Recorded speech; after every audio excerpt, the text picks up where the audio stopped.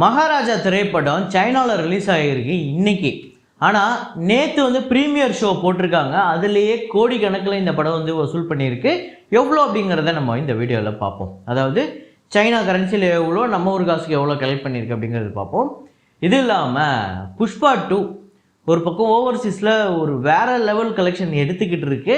So advance புக்கிங்கில் இதுவரையும் எவ்வளோ collect பண்ணியிருக்கு அப்படிங்கிறது பார்ப்போம். முக்கியமாக யூஎஸ்ஏல $2 மில்லியன் வந்து தாண்டிடுச்சு. ஸோ டோட்டலாக எவ்வளோ ஒவ்வொரு கண்ட்ரியில் அப்படிங்கிறதையும் பார்ப்போம். இது இல்லாமல் அமரன் நேற்று எந்த அளவுக்கு பர்ஃபார்ம் பண்ணியிருக்கு அப்படிங்கிறத நம்ம பார்ப்போம். அப்புறம் கங்குவா, ஸோ ரொம்ப மோசமான கலெக்ஷன், அதுவும் எவ்வளோ அப்படிங்கிறத பார்த்துருவோம். இன்னும் சில படங்களோட வசூல் ஹிந்தி, தெலுங்கு, மலையாளம், கன்னடம் எல்லாத்தையுமே பார்ப்போம். வாங்க வீடியோக்குள்ளே போகலாம்.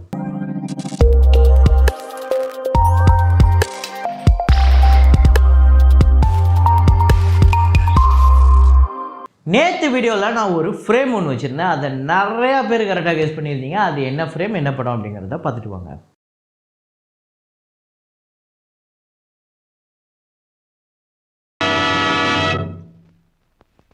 அவளுக்கும் தமிழ் என்று ஆமாங்க, எதிர்நீச்சல் தான் பழைய படம். நாகேஷ் அவர்கள் நடித்த எதிர்நீச்சல். அதில் அவர் அந்த மாடிப்படி கீழே தான் அவரோட தங்குற இடமே இருக்கும். அங்கே அவர் வந்து முட்டாள்னு சொல்லிட்டு எழுதியிருப்பாங்க. அதை தான் கரெக்டாக கெஸ் பண்ண முதல் 5 பேர் யார் அப்படின்னு பார்த்தீங்கன்னா எஸ் நிமேஷ்நாத் அப்படிங்கிற ஒருத்தர், அப்புறம் ரஃபி, நூர் மாஸ்கி, குருதேவன் ஸ்ரீனிவாசன், தமிழ் கதை கிட்ஸ், இந்த 5 பேர் தான் முதல்ல கரெக்டாக கெஸ் பண்ணியிருக்காங்க. இன்றைக்கி ஒரு ஃப்ரேம் ஒன்று வச்சுருக்கேன். ரொம்ப ஈஸியான ஒரு ஃப்ரேம் தான், பாருங்கள், கெஸ் பண்ணுங்கள்.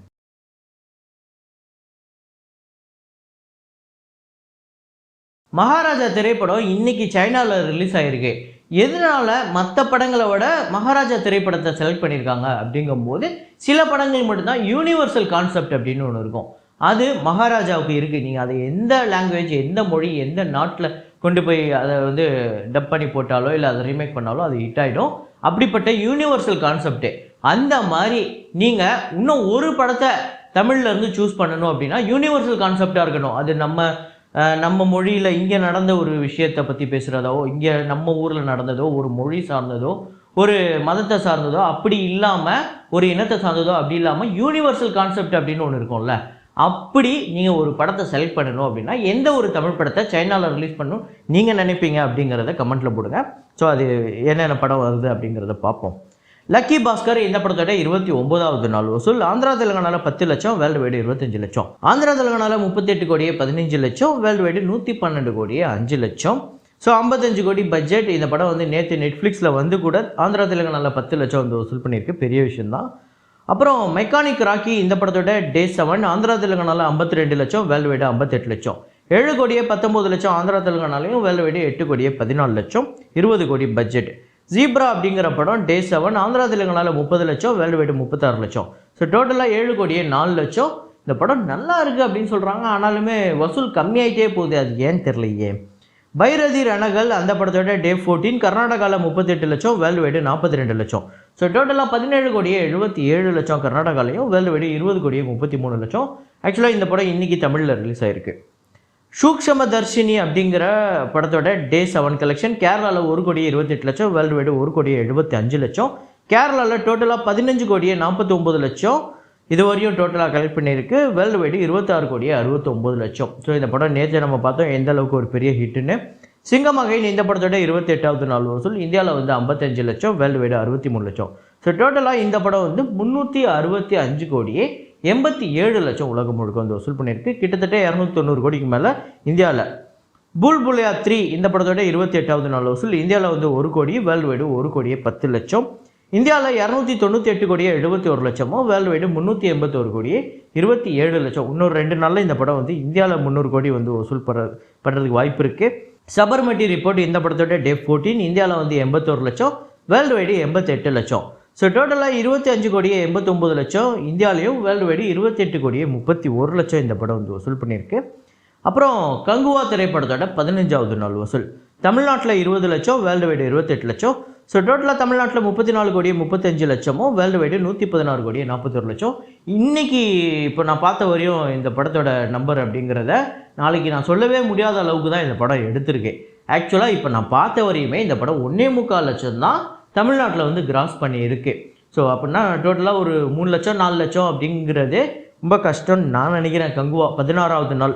ஸோ ஒரு மோசமான தோல்வி அப்படிங்கிறது தாங்க உண்மை. அப்புறம் அமரன் படத்தோட 29வது நாள் வசூல் தமிழ்நாட்டில் 65 லட்சம், ஆந்திரா தெலுங்கானாவில் 33 லட்சம், கர்நாடகாவில் 14 லட்சம், கேரளாவில் 3 லட்சம், ரெஸ்ட் ஆஃப் இந்தியாவில் 4 லட்சம், ஓவர்சீஸில் 19 லட்சம், வேர்ல்டு வைடு 1,38 லட்சம் வந்து வசூல் பண்ணியிருக்கு.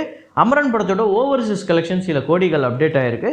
ஸோ அதையும் சேர்த்து நான் போட்டிருக்கேன். தமிழ்நாட்டில் 156,22 லட்சம், ஆந்திரா தெலுங்கானாவில் 47,57 லட்சம், கர்நாடகாவில் 24,43 லட்சம், கேரளாவில் 12,63 லட்சம், ரெஸ்ட் ஆஃப் இந்தியாவில் 5,35 லட்சம், ஓவர்சீஸில் 86,47 லட்சம் வந்து வசூல் பண்ணியிருக்கு. டோட்டலாக 332,67 லட்சம் இந்த படம் வந்து உலகம் முழுக்க வந்து வசூல் பண்ணியிருக்கு 29 நாளில். உண்மையிலே வேற லெவல் ஹிட்டுங்க. Blockbuster, all time blockbuster எப்படி வேணால் சொல்லலாம். அப்புறம் புஷ்பா 2 இந்த படத்தோட ஓவர்சீஸ் கலெக்ஷன் யூஎஸ்ஏல $2.05 மில்லியன் 17 கோடிக்கு மேலே வருது. கனடாவில் $210K 1,76 லட்சம், யூகேல 143K பவுண்ட்ஸு. ஆக்சுவலாக நேற்று நான் சொல்லும்போது கொஞ்சம் கம்மியான ஷோஸ் தான் இருந்தது, இப்போ நல்லா ஃபுல்லாக ஓப்பன் ஆகிடுச்சு, நல்ல நம்பர் வந்திருக்கு, 1,58 லட்சம். ஆஸ்திரேலியாவில் 315K ஆஸ்திரேலியன் டாலர்ஸ், 1,81 லட்சம். கல்ஃப் கண்ட்ரீஸில் $265K இது வந்து 2,22 லட்சம். ரெஸ்ட் ஆஃப் வேர்ல்டில் இந்த படம் $400K $3,36 லட்சம். டோட்டலாக இந்த படம் $3.33 மில்லியன் வந்து கலெக்ட் பண்ணியிருக்கு. ஓவர்சீஸில் இது வரையும் அட்வான்ஸ் புக்கிங்கில் 27,94 லட்சம் இந்த படம் வந்து இப்போதைக்கு புக் ஆகிருக்குங்க அட்வான்ஸ் புக்கிங்கில். ஸோ உண்மையிலே பெரிய விஷயங்க, இந்த படம் இவ்வளோ பெரிய நம்பரை கலெக்ட் பண்ணியிருக்குது. இன்னும் 4 இருக்குது. இன்னும் பாருங்கள், நாளைக்கு இந்த மாதத்தோட கடைசி இருக்குது, அப்புறம் ஒரு 4 நாள் இருக்குது, டோட்டலாக 5 நாள் இருக்குது. அதுக்கு முன்னாடியே இந்த படம் கிட்டத்தட்ட ஒரு 28 கோடி கிட்ட ஓவர்சீஸில் அட்வான்ஸ் புக்கிங்கில் மட்டுமே கலெக்ட் பண்ணியிருக்கு. இது மட்டுமே 40 கோடியை தாண்டும் அப்படின்னு சொல்லப்படுது. எப்படி பர்ஃபார்ம் பண்ணுது அப்படிங்கிறத பார்ப்போம். இதை தாண்டி இங்கே வந்து டெல்லி, மகாராஷ்டிரா அந்த மாதிரி சில இடங்களில் வந்து சில ஆயிரங்கள் வந்து சும்மா ஒரு ஷோ 2 ஷோ மட்டும் ஓப்பன் பண்ணியிருக்காங்க. அது பெரிய நம்பர் நம்ம சொல்கிற மாதிரி எதுவும் புக் ஆகலை, அதாவது அந்த மாதிரி ஓப்பன் பண்ணலை ஃபஸ்ட்டு. அப்புறம் நாளைக்கு வந்து நம்மளுக்கு வந்து மோஸ்ட்லி எல்லாமே ஓப்பன் ஆகிடும். நாளைக்கு எந்த அளவுக்கு புக்கிங் ஓப்பன் ஆகி எந்த அளவுக்கு வரப்போகுது அப்படிங்கிறத கண்டிப்பாக சொல்கிறதுக்கு நான் ஆர்வமாக இருக்கேன். ஏன்னா ரொம்ப நாளாச்சு இந்த மாதிரி இவ்வளோ கோடி வந்து புக் ஆகிடுச்சா அப்படின்னு சொல்லிட்டு. சில படங்கள் தான் நடுவில் எப்போயாவது மாதத்துக்கு ஒன்று இது மாதிரி வரும். ஸோ அந்த மாதிரி சொல்கிறது எனக்கு பிடிக்கும். ஆஹா, இவ்வளோ கோடி இத்தனை நாளுக்கு முன்னாடியே வசூல் பண்ணிடுச்சா அப்படின்னு சொல்கிறது. அது எந்த படமாக யார் படமாக இருந்தானே. அப்புறம் மகாராஜா திரைப்படம் சைனாவில் இன்றைக்கி ரிலீஸு, நேற்று வந்து ப்ரீமியர் ஷோ. இன்றைக்கே ஆக்சுவலாக இந்த படம் வந்து சரியான நம்பரை வந்து கலெக்ட் பண்ணும் அப்படின்னு எதிர்பார்க்கப்படுது. ஏன்னா நான் பார்த்த வரையும், நம்மளுக்கு கிடைச்ச தகவல் வரையும், இது வரையும் இன்றைக்கி மட்டுமே நம்ம ஊர் காசுக்கு ஒரு 5 கோடி கிட்ட, இது வரையும் நான் சொல்கிற டைம் வரையுமே 5 கோடி கிட்ட கலெக்ட் பண்ணியிருக்கு அப்படின்னு சொல்கிறாங்க. அப்படின்னா அது ஒரு ட்ராக்டு கிராஸ் ரிப்போர்ட்டாக இருக்கும். அதிலிருந்து அது ஆக்சுவல் கிராஸாக மாறும்போது எப்படி இருந்தாலும் ஒரு 20% எக்ஸ்ட்ரா வரும். ஆக்சுவல் கிராஸ் வரும்போது கண்டிப்பாக நம்மளுக்கு டே 1 கலெக்ஷன் வந்து எதிர்பாராத அளவுக்கு ஒரு பெரிய நம்பரை கலெக்ட் பண்ணுறதுக்கு வாய்ப்பு இருக்குது.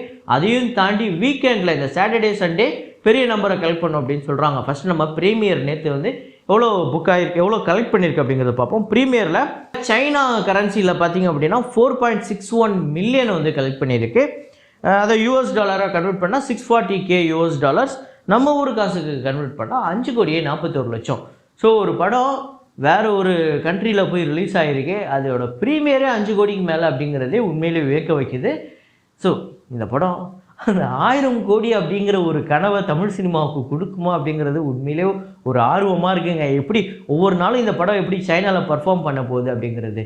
ஸோ முன்னாடி நான் ஒரு கேள்வி ஒன்று கேட்டிருந்தேன். சைனாவில் ரிலீஸ் பண்ணுறதுக்கு, மகாராஜா ரிலீஸ் பண்ணுறதுக்கு முக்கியமான காரணம் இது ஒரு யூனிவர்சல் கான்செப்ட்டு. முக்கியமாக இந்த மாதிரி படங்கள் அங்கேயே நிறையா வந்திருக்கு, கொரியனில் நிறையா வந்திருக்கு. அந்த படங்கள்லாம் சைனாவில் ரிலீஸ் ஆகி பெரிய நம்பர்லாம் கலெக்ட் பண்ணியிருக்கு. இப்போது அந்த மாதிரி ஒரு யூனிவர்சல் கான்செப்ட்டு வேறு எந்த படம் இருக்குது தமிழில் நீங்கள் நினைக்கிறீங்க? எந்த படத்தை ரிலீஸ் பண்ணால் இந்த மாதிரி சைனா மக்கள் அதை கொண்டாடுவாங்க நீங்கள் நினைக்கிறீங்க அப்படிங்கிறது கமெண்ட்டில் போடுங்க.